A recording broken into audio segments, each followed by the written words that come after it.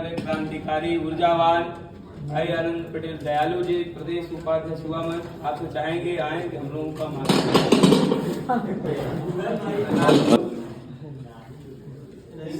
Mic की तो आवश्यकता नहीं के अध्यक्ष बनने की खुशी में जो है मंच पर बोल दूं कि आवाज नहीं निकल रही है। हाँ बंद करिए। आप सभी यहाँ पर बैठे हुए जो सामने हमारे बैठे हैं बड़े भाई छोटे भाई चचा जी लोग जो यहाँ पर बैठकर बहुत ही ध्यान से सुन रहे हैं, सबसे पहले एक बार जोरदार ताली हम चाहते हैं लोगों।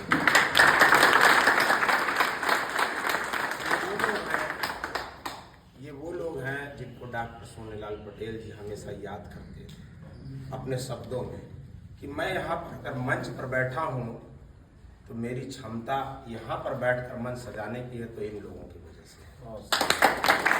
तो डॉक्टर सोनेलाल पटेल जी आप अभी बहुत है, हम लोग भी बड़े ध्यान से सुन रहे थे। वास्तव में जब कोई पुराना साथी डॉक्टर साहब के साथ चले हुए साथी बड़े भाई श्री सुरजीत पटेल जी, केवल एक पद है हमारे यहाँ पूरे जिले में पूरे प्रदेश में वरिष्ठ नेता श्री सुरजीत पटेल जी जो बता रहे थे, हम लोग भी ध्यान से सुन रहे थे। वास्तव में उस दौर में जो संघर्ष का दौर होगा, उस दौर में जो लोग लाठी खाए, जिन्होंने संघर्ष किया, और आज भी वो देख रहे हैं अपना कारवा आगे बढ़ते हुए। आज डॉक्टर सोनेलाल पटेल जी का पुण्यतिथि मनाने यहाँ पर लोग पहुंचे हुए हैं, जिसकी मुख्य अतिथि बड़ी बहन श्रीमती रिंकी कोल जी, विधायक 96 और रॉबर्ट्सगंज लोकसभा की प्रत्याशी थी अभी। और इतना मेहनत मैंने देखा कि एक महिला इतना तेज भी चल सकती हैं और गजब की मेहनत आपने किया। परिणाम कुछ भी हो, लेकिन हम चाहते हैं कि आपका सदैव स्नेह प्रेम हम सभी कार्यकर्ताओं को मिलता रहे और आप सदैव स्वागत हम अपने कार्यक्रम में करते हैं कि आप सोनभद्र में आई हैं और हम सभी लोग गौरवान्वित महसूस कर रहे हैं आपको पाकर। हम लोग की दूसरी बहन श्रीमती राधिका पटेल जी जो हमारे जिले का गौरव है और जिले की प्रथम नागरिक भी हैं। जिले में अगर डीएम के पास आप जाएंगी तो डीएम को खड़े होकर मिलना पड़ेगा। यह हमारी पार्टी अपना दलस और डॉक्टर सोनेलाल पटेल जी के कारवा के कारण हो पाया। और आज इस सोनभद्र जिले का प्रथम नागरिक हमारे पार्टी अपना दलस से है। हमारी नेता माननीय अनुप्रिया पटेल जी भी एक महिला है, हमको गर्व होता है। हमारी माँ भी एक महिला है, मेरी नानी भी एक महिला है, मेरी दादी भी एक महिला है, मेरी चाची भी एक महिला है। और महिला नहीं तो मेरा कोई अस्तित्व नहीं, मेरी माँ नहीं तो मेरा कोई अस्तित्व नहीं। और ऐसी तमाम हमारी बहनें यहाँ पर बैठी हुई हैं। एक बहन आज महाराष्ट्र में ललकार रही है माननीय अनुप्रिया पटेल जी, और एक बहन देखिए इन पुरुषों के भीड़ में एक बहन श्रीमती सोनी खान जी भी आई हैं। जोरदार ताली अपने कार्यकर्ताओं के बीच में। सोचिए यह पार्टी को कौन चला रहा है। आप के अंदर अगर संस्कार है तो वो आपके माँ का दिया हुआ है, याद रखिएगा। और माँ नहीं है तो मेरा अस्तित्व नहीं है। और एक पार्टी को हमारी नेता माननीय अनुप्रिया पटेल जी चला रही हैं। आपके सामने हम बताएं कि हमारी पार्टी माननीय विधायक जी बैठी हुई हैं जो सांसद का चुनाव भी लड़ रही थी, श्रीमती रिंकी कोल जी, और एक जो जिले के प्रथम नागरिक हैं श्रीमती राधिका पटेल जी हम लोग के बीच में बैठी हैं। और हम लोगों के लिए बहुत ही गौरव का विषय है कि आप इस पुरुष प्रधान देश में आप लोग समाज में सदन में अपनी बातों को मजबूती से उठा रही हैं। और इस कार्यक्रम में हम आप दोनों बहनों का हृदय की गहराई से आभार प्रकट करते हैं। और हमारे बीच में राष्ट्रीय कार्यकारिणी सदस्य जो एकदम नौजवान हैं, युवा हैं, कम उम्र में राष्ट्रीय सदस्य बन गए। पार्टी में राष्ट्रीय सदस्य जैसा महत्वपूर्ण पद आपके पास है और एक बार से नहीं लगातार 3 बार से आप राष्ट्रीय सदस्य बन रहे हैं। ऐसे माननीय दिनेश बियार साहब का मैं जिनका मार्गदर्शन हम सभी लोगों को मिलता रहता है और लेना भी चाहिए। यहाँ पर बैठे हुए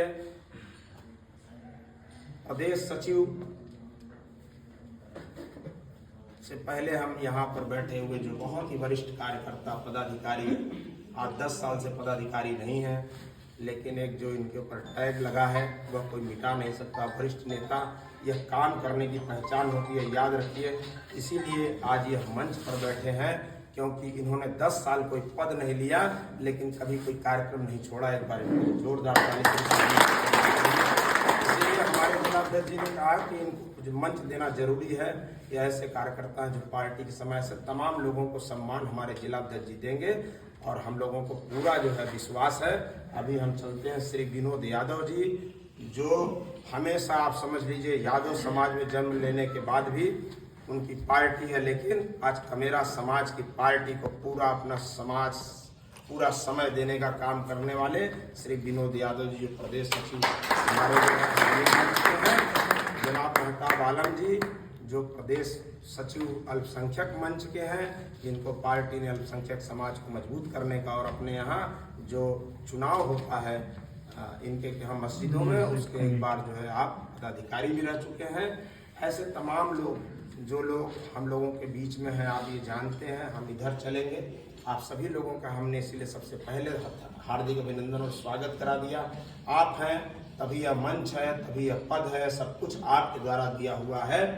और यहाँ पर बैठे हुए नवनियुक्त जिलाध्यक्ष श्री अंजनी पटेल जी के बारे में बताने की जरूरत नहीं है, परिचय के मोहताज नहीं है। आप सभी लोग जानते हैं कि संघर्ष भरा दिन रहा है, जीवन पूरा संघर्ष से बीता है। डाला को गांव से नगर में बनाने का काम किया आपने, और आज एक युवा जिलाध्यक्ष मिला है। तो हम सभी युवाओं को, बुजुर्गों को आपसे बहुत ही जो है अपेक्षाएं हैं, और मैं चाहता हूं कि आप अपना बड़प्पन अपने तमाम उन युवाओं को दीजिएगा जो काम करता है वो आपको गाली भी देता हो, और अगर पार्टी का काम करता है तो आप सबसे पहले उसको नंबर 1 पे करिएगा, क्योंकि पार्टी है और यही अपेक्षा है। क्योंकि पार्टी, देखिए, हमारी बात को सही करने सलामी ठोकने आए थे आप तो आप समझ लीजिए पक्षियों से मुझे बहुत प्रेम है, इसलिए पक्षी अपना सलामी ठोक रहा था, सही बात तो आप सभी लोगों का हम बहुत ही कम समय लेंगे, लेकिन हम अपेक्षाएं बता दिए।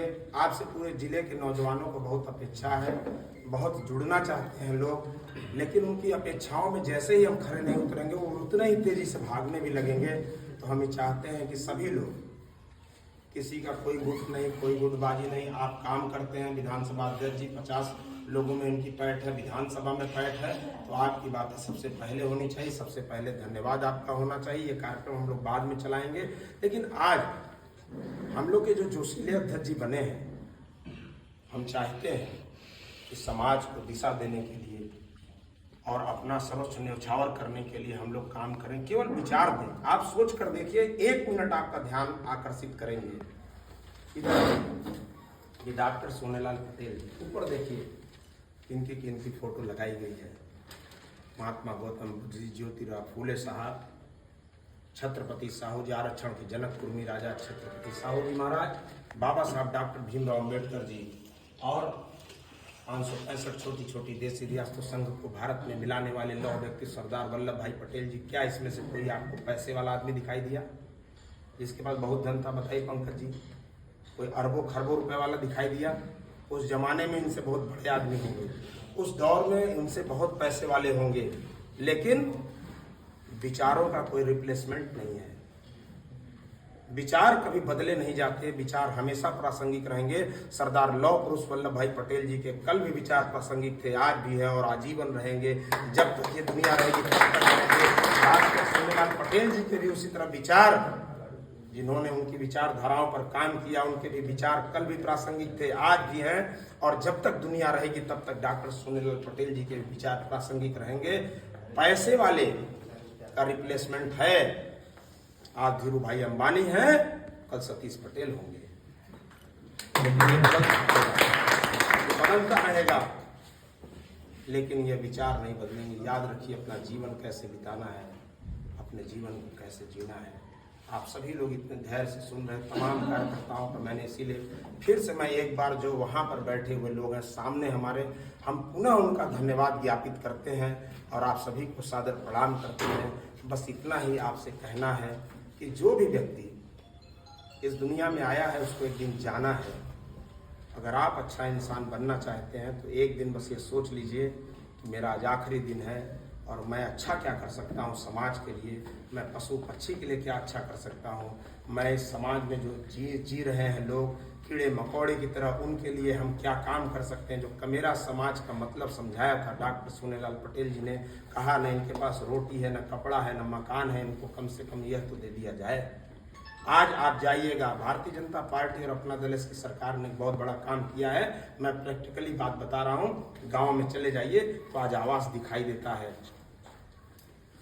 यह हो पाया तो डॉक्टर सोनेलाल पटेल जी की विचारधारा और उनकी बेटी माननीय अनुप्रिया पटेल जी के कारण, जिन्होंने कभी समझौता नहीं किया किसी भी जो है व्यक्ति से। क्या समझौता किया? विचारों का समझौता किया। काम होना चाहिए और वो काम हो रहा है, धीरे धीरे होगा। कोई भी चीजें तत्काल नहीं हो सकती। जैसे हम एक थाली में आपको पूरा भोजन भर के दे दें और कहें कि एक कवर में खा लीजिए, तो आप कहेंगे नहीं, ऐसा नहीं हो सकता है, हमको खाने के लिए कुछ कवर और भी खाना पड़ेगा, 10 बार में, 15 बार में। तो उसी तरह से आप अभी जो है सरकार में नहीं है पूर्ण रूप से, हमें पूर्ण बहुमत की सरकार बनानी है। तभी जाकर डॉक्टर सोनेलाल पटेल जी की विचारधाराओं को हम गांव-गांव तक अच्छे से फैला पाएंगे।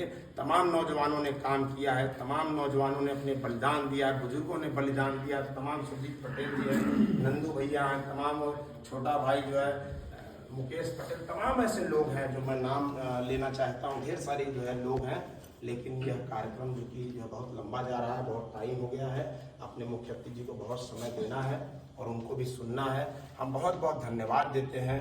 बस इतना ही कहते हैं कि फर्ज पर मिटने वाले दरअसल में मर नहीं सकते, सम्मुख मौत भी आ जाए मगर वे डर नहीं सकते, शहादत हासिल होती है भ्रमर कुछ खुश नसीबों को, जिन्हें हो जिंदगी प्यारी, दरअसल में वो कुछ कर नहीं सकते। क्या बात, बहुत डॉक्टर सोनेलाल पटेल जी कहा करते थे, बस एक शब्द में कहा करते थे कि मुझ में रहते हैं करोड़ों लोग, चुप कैसे रहूं, हर आवाज एक सल्तनत के नाम एक बयान है, हो गई पीर पर्वत से पिघलनी चाहिए, इस अपना दल से कोई गंगा निकलनी चाहिए।